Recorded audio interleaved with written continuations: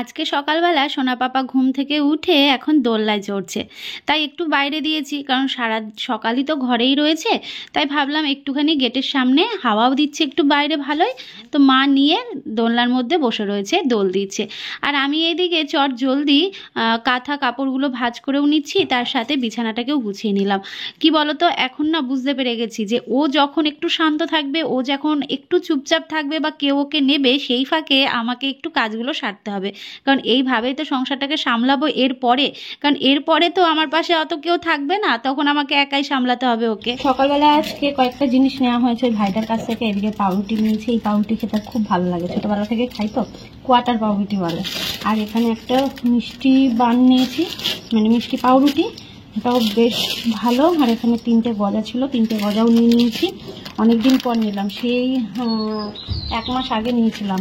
আর এই একটা বিস্কুট নিয়েছি, বলেছিলাম আপেল বিস্কুট এনে দিতে, তো এই একটা আপেল মতনই, আপেলের মতন স্বাদ, কিন্তু ওই যে একটা গোল জিনিসটা, এটা তো ইয়ে টাইপের, অন্য ডিজাইন। ওই আপেলটা বলেছে 2-3টে প্যাকেট এনে দিতে সামনের দিন। আর এই গজাগুলো নিয়েছি, বেশ ভালো লাগে খেতে। এই চাদরটাকে ইয়েতে দেবো, কি বলে, ওই বাইরে একটুখানি মেলে রাখি। আজ ঘুম থেকে উঠেছি অনেক লেট করে, 9:30টার সময় ঘুম থেকে উঠেছি, বুঝলে। মানে ভোরবেলার দিকটা বাবু উঠলে না, তারপরে আবার একটু ঘুমোচ্ছে, তো ওই জন্যে আমাদের আবার তখন ঘুমোলে একটুখানি বেলা হয়ে যাচ্ছে আর কি। সোনা বাবা একটু খেলা করছে, এখন খেলার মুডে রয়েছে, বুঝলে। পাপা তুমি সাইকেল চালাচ্ছ, আর ওর মানে চুপচাপ থাকা মানে হাতটা এরম এরম হবে, এরম এরম হাত, এরম এরম পা, এরম এরম হবে, এরকমই হয়, তাই তো। এই যে মুড ফ্রেশ আছে তো, হ্যাঁ মুড ফ্রেশ আছে। দিদুন দোল দিচ্ছে। মায়ের সকালবেলা ভাত হয়ে গেছে, তরকারি হয়ে গেছে, এখন ডাল সেদ্ধ ডিম সেদ্ধটা হচ্ছে। আর হচ্ছে দুপুরবেলা যে ডাল ভাত খাওয়া হবে, হালকা পাতলা ডাল ভাত, একটা হচ্ছে নিরামিষ তরকারি মতন করেছে সকালে, সেটাই। এক এক সময় মেঘলা করছে, আর এক এক সময় এত রোদ দিচ্ছে, বাপরে বাপ, রোদের সেই তাপ। এই সকালবেলার দিকটাতে হ্যাঁ একটুখানি বেশ হাওয়া দিচ্ছিল, ওই জন্য বললাম কি এখানটা এসে থাক। সবসময় ঘরে ঘরে ভালো লাগে বলো তো? হ্যাঁ, সবসময় ভালো লাগে না ঘরের মধ্যে থাকতে, ওই জন্য আমি বললাম যে বাইরে দোলনা দিয়ে, দোলনার মধ্যে ভালোই রয়েছে, চুপচাপ খেলা করছিল বিছানার মধ্যে, তাই বললাম বিছানাটাকেও তো তুলতে হবে, তাহলে দোলনায় দিই, দিয়ে ও খেলা করুক দোলনার মধ্যে। দোলনায় থাকা অভ্যাস হবে, তোমরাও কমেন্ট করে জানিয়েছো যে দোলনায় দেবে, দিয়ে তাহলে ওর একটা অভ্যাস হবে। এখন আমাদের সময় হয়ে গেছে, এখন আমরা হচ্ছে সানু সানু করবো, তাই তো পাপা? হ্যাঁ, এখন আমরা ঘুমোবো না, একেবারে স্নান করে তারপর ঘুমু করবো। এখানে মা সমস্ত কিছু গুছিয়ে দিচ্ছে, গরম জল নিয়ে আসছে, মানে যে রোদে দেওয়া ছিল যেটা। হ্যাঁ হ্যাঁ হ্যাঁ হ্যাঁ, চলো চলো চলো, হে আর ছানু করবো, তারপর ঘুমু করবো। হ্যাঁ, নাহলে হবে না, নাহলে এখন ঘুমালে চলবে না। তা কি কথা শুনছে আমার। চলো বন্ধুরা, এখন আমার ছোট বাবা ছানের সময় হয়ে গেছে, এখন আমরা ছানু করবো, এখন কোনো কথা হবে না। ওই যে দিদুন সব গুছিয়ে গুছিয়ে দিচ্ছে, এখন আমরা ছানু করবো। হ্যাঁ দাও, দুব্বো লোহা সমস্ত কিছু দিয়ে জল রোদে দিয়েছিল মা, সেটাই এখন দিয়ে আমার পাপা ছানু করবে। চলো পরে আসছি। এত শান্ত বাচ্চা, এত শান্ত বাচ্চা, কেউ আওয়াজ পায় না, কিন্তু কিছুক্ষণ আগে এত আওয়াজ, মানে পাড়ার লোক ছুটে আসবে এরকম একটা ব্যাপার, মানে সেই চিৎকার, এক্সট্রিম লেভেলের জেদ না? হ্যাঁ একদম। দেখি তোমার গালটা একটু এদিকে ঘোরাও তো, এদিক ঘোরাও। এটা তো তোমারই প্রোডাক্ট, তো তোমার মতো তো হবেই, আর যেহেতু দেখতে তোমার মতো হয়েছে, ওই জন্য জেদটাও তোমার মতোই হয়েছে।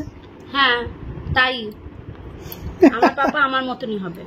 পাপা বলো, আমাদের স্নান হয়ে গেছে, খাওয়া হয়ে গেছে, এবার আমরা সাজুগুজু করবো তো। হ্যাঁ হ্যাঁ হ্যাঁ হ্যাঁ হ্যাঁ, এই টিপটা টিপটা পলি দি, টিপটা পলি দি, এই যে যে যে যে আমার ভুতু শোনা। একটু বলো করে টিপ পলি দিতে হয়, একটু বলো করে টিপ না পলালে ভাল লাগে না। এইখানটা একটা দি, এখানে একটা দি, এই হ্যাঁ আমার সোনা পাপা, এটা আমার সোনা পাপা। ওই দেখো, আওয়াজ পাচ্ছ? টিপ পড়তে চায় না, মেয়ে হলে মানে সাজুগুজু করতে চাইতো, ছেলে তো ওই মানে সাজুগুজু করতে চায় না, তাই মনে হয় না? হ্যাঁ, আর মেয়ে হলে মনে হয় একদম শান্ত সিদ্ধ হয়ে, শান্ত কি বলে, শিষ্ট। হ্যাঁ, শান্ত শিষ্ট হয়ে একদম সাজুগুজু করতো। ওলে বাবা লে, দেখো দেখো দেখো দেখো হাতটা কোথায় নিয়ে আসে বাবা। অত ডিজাইন করতে হবে না, ফটো লাগিয়ে দাও। একটু গোল করতে হয় না? হ্যাঁ, ব্যাং করতে হয়। ও উই আয় আয় আয় আয় আয় আয়। গোলু দাদা আসো, গোলু দাদা, কই গোলু দাদা কই? গোলু দাদা কই? গোলু দাদা পাউডার দিয়ে দাও, গোলু দাদা। গোলু দাদা কই? ওই জন্য আমার সোনা পাপাটা সাজতে একটুও চায় না, টিপ পরাতে গেলে বাপরে বাপ। দেখো এ দেখো আবার এক চোখ দিয়ে দেখছে, দেখেছো তো? ওকে এখন ঘুম পাড়িয়ে দেওয়া হলো, এখন দোলনায় পুরো ঘুমোবে। চলো এবার আমাদের বাকি কাজ করি। ওকে নিয়ে তো আমরা মানে এক একজন এক একভাবে বসে থাকি, জানো না।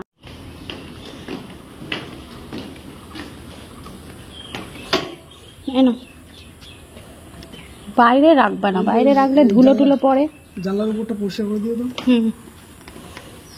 প্যাকেট ভেতরে রেখে দেবা, কটা দিন বাইরে ছিল না, ধুলো টুলো পড়েছে। এখন যাচ্ছে হচ্ছে আমাদের ছেলের, হ্যাঁ, বার্থ সার্টিফিকেট। আজ 13 তারিখ, আজকে দেবে বলেছে। দেখো কি রোদ উঠলো। আমি একা যাবো না, আমার সাথে সোমনাথও যাবে। ওদের বাড়ি যাচ্ছ? হ্যাঁ, ওকে নিয়ে যাবো যাওয়ার সময়। জমা দেওয়ার সময় ওকেই নিয়ে গেছিলাম, আবার আসবো ওকে নিয়ে যাবো।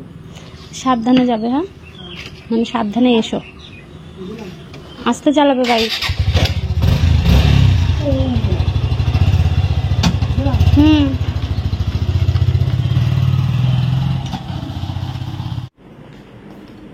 স্নান করতে যাব, এদিকে ফোন আসলো, একটা পার্সেল এসছে, চলো রিসিভ করি। আর তখন কি মেঘলা মানে রোদ দেখালো, এখন আবার একটু মেঘ করে আসছে। মাকে বললাম মা তুমি স্নান করে নাও, মা স্নান করুক তারপর আমি স্নানে যাব, কারণ ওই কাঁথাগুলো ধুয়ে দেবে তো, সকালবেলা ধুয়ে দিয়েছে, তারপরে আবার যেগুলো পরে সেগুলো ধুয়ে দেবে, যদি বৃষ্টি টিষ্টি আসে শুকাবে না। বাচ্চা থাকলে তো চিন্তা হয়, তাই না? চলো দেখি কত দূর এলো।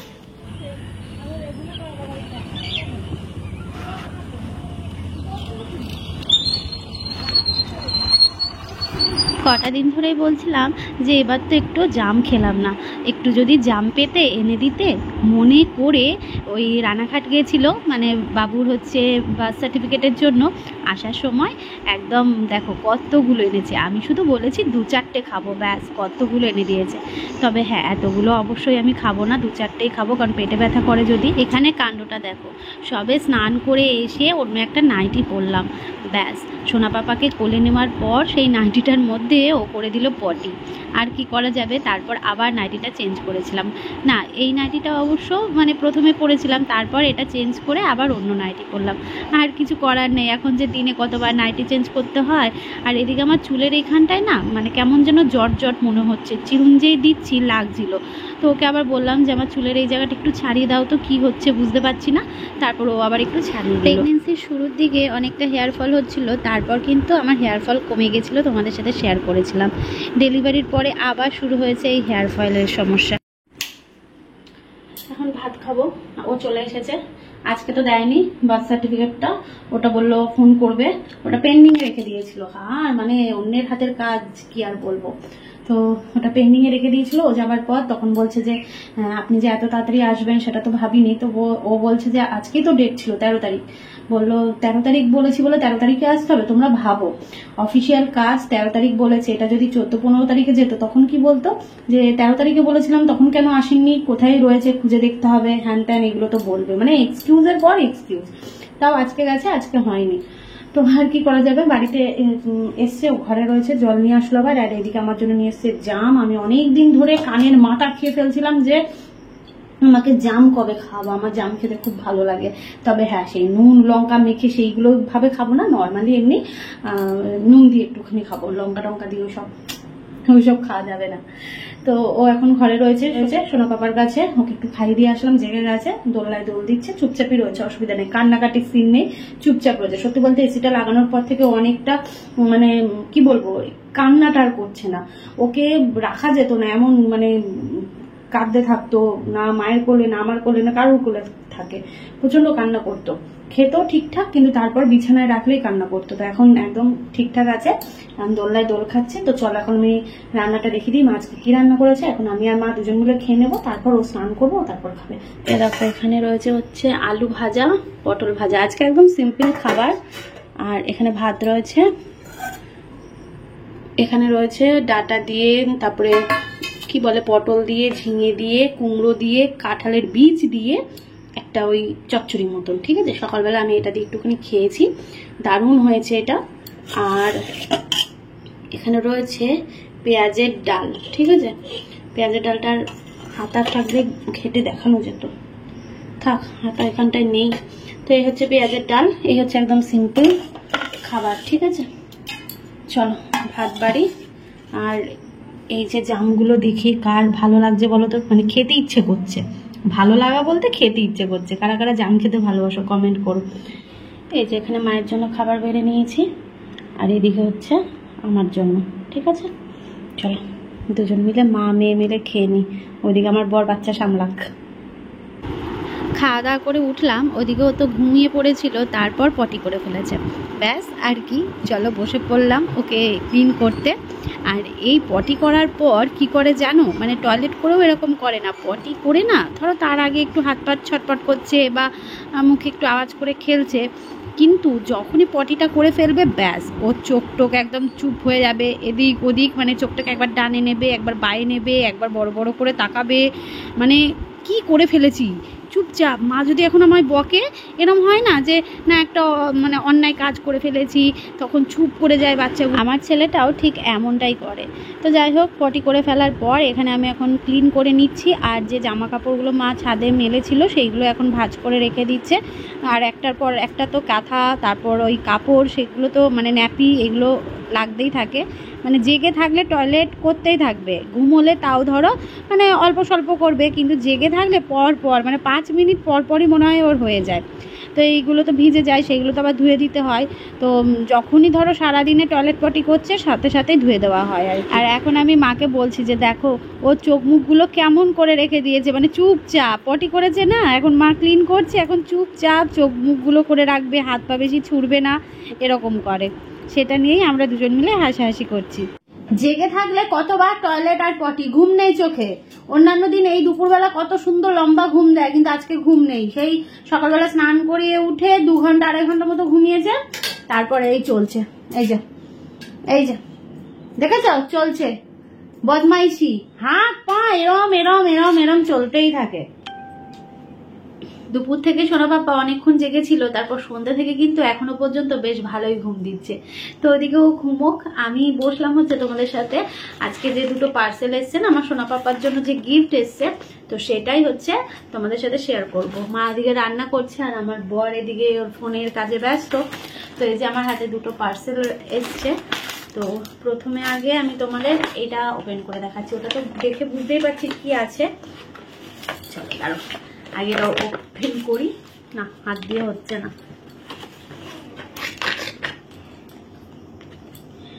দাঁড়াও একটু জল দিয়ে দিই, নড়ছে আবার। মুখ চোখের কাটিং কি করে,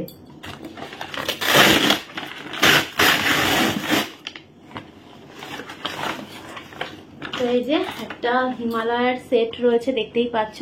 তো এর মধ্যে অনেক কিছু রয়েছে, এর আগেও দেখেছিলে যে একটা দিদিভাই পাঠিয়েছিল হিমালয়ের পুরো সেটটা। তো এটাও একটা সেট এসছে, এখানে অনেক কিছু রয়েছে, বডি অয়েল, তারপরে হচ্ছে মাথার তেল, হেয়ার অয়েল, সাবান, শ্যাম্পু, তারপর হচ্ছে পাউডার। ঠিক আছে, এই যে আর আরো একটা জিনিস, মানে এই দুটো হচ্ছে একজনই পাঠিয়েছে, মানে এই যে একটা জামা, এটা অবশ্য এখন পরতে পারবে না।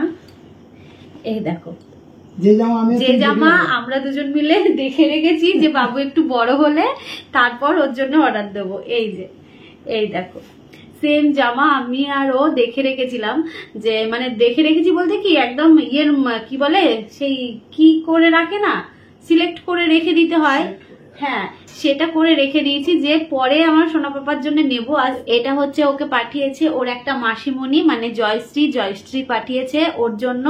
তো কি বলবো, সত্যি বলতে সোনা পাপা হওয়াতে বা সোনা পাপা আসাতে তোমরা অনেকেই কিন্তু সোনা পাপার জন্য অনেক গিফট পাঠাচ্ছ। যেমন আজকে পাঠিয়েছে জয়শ্রী, এই দুটো গিফটই কিন্তু জয়শ্রী আমার সোনা পাপার জন্য পাঠিয়েছে, এই হিমালয় সেটটা, এমনকি এই জামাটা।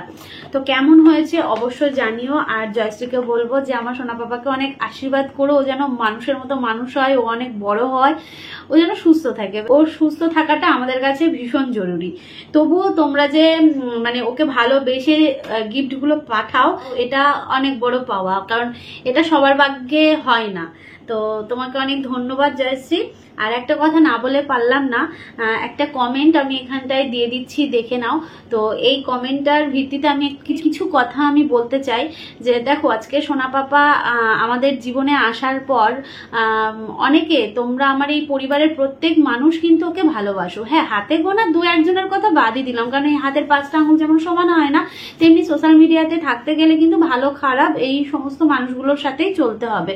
তবে প্রচুর মানুষ আমার সোনা পাপার জন্য অনেক শুভকামনা জানিয়েছে, এমনকি অনেকে গিফট পাঠিয়েছে, সেটা তোমরা জানো। আমি প্রত্যেক সপ্তাহতেই 2-1টা করে গিফট ওপেন করছি ওর জন্য, যে ওকে অনেক মাসিমণি, ওর অনেক দিদুন অনেক কিছু পাঠাচ্ছে।